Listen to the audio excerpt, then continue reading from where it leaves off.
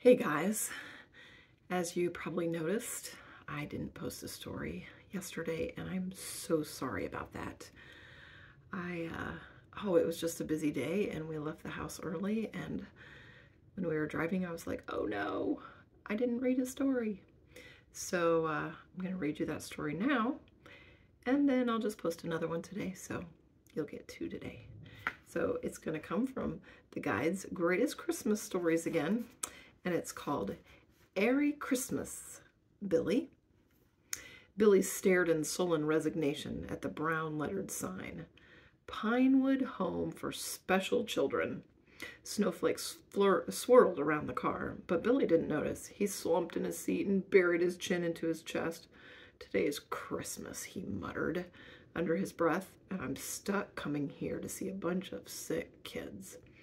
When he opened the car door, the cold December wind whipped at his skin. He shuddered and slammed the door shut, though not loud enough to catch his dad's attention. No sense making this worse than it already was. He crunched across the snow toward the red brick building.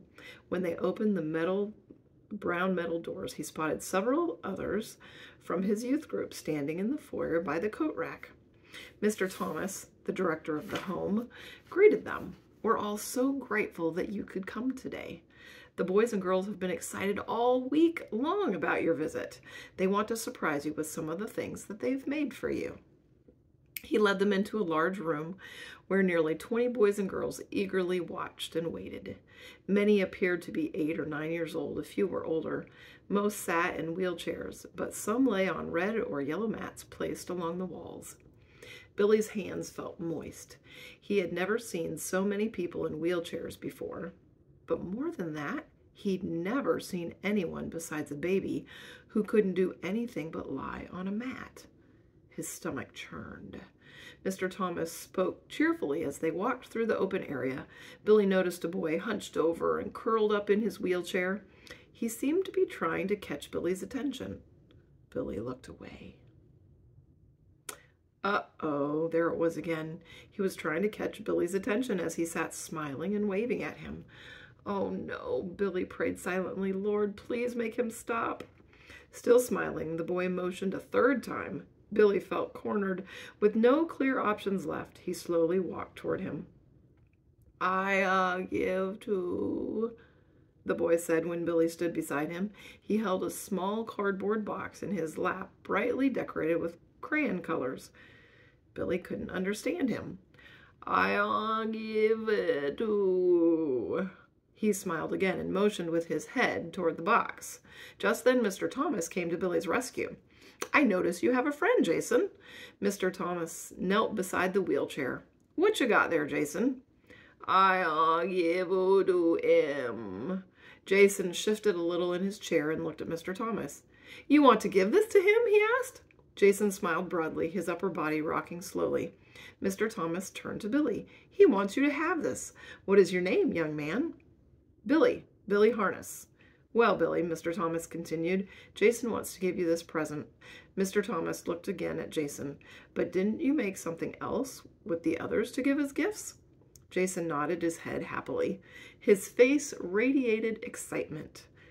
Onivistu. Well, Billy, Jason wants you to have this also. Billy didn't know what to do.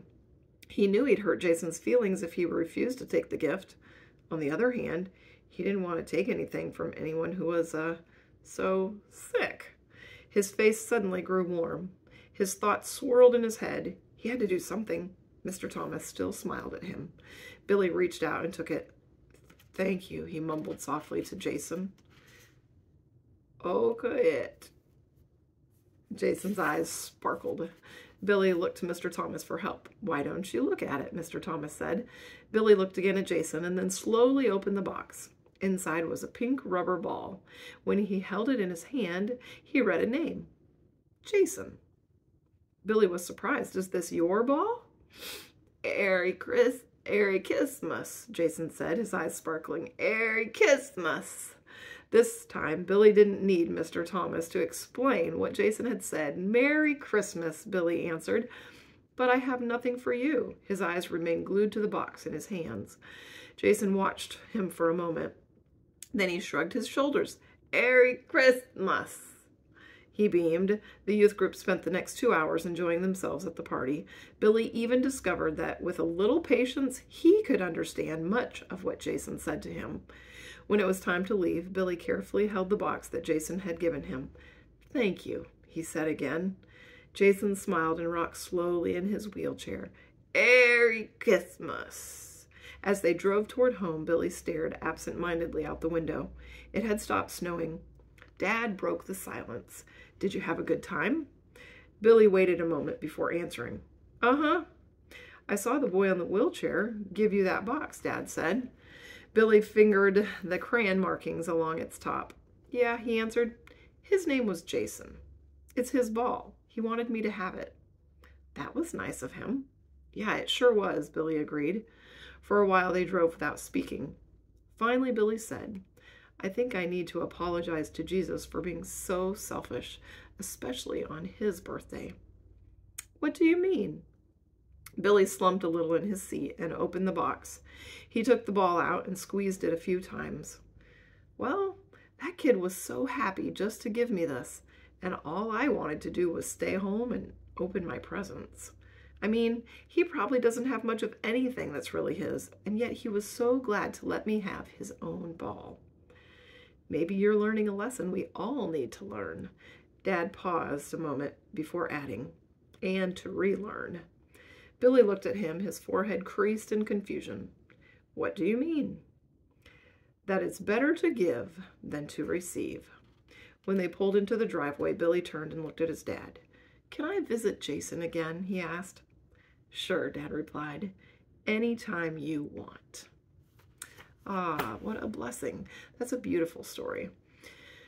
Sometimes we're uncomfortable with different people or different situations in life, and it's important to push through and just really be able to reach out to anyone, be willing to interact with anyone, and to love people for who they are, because it doesn't really matter the differences that we have or the challenges that we have.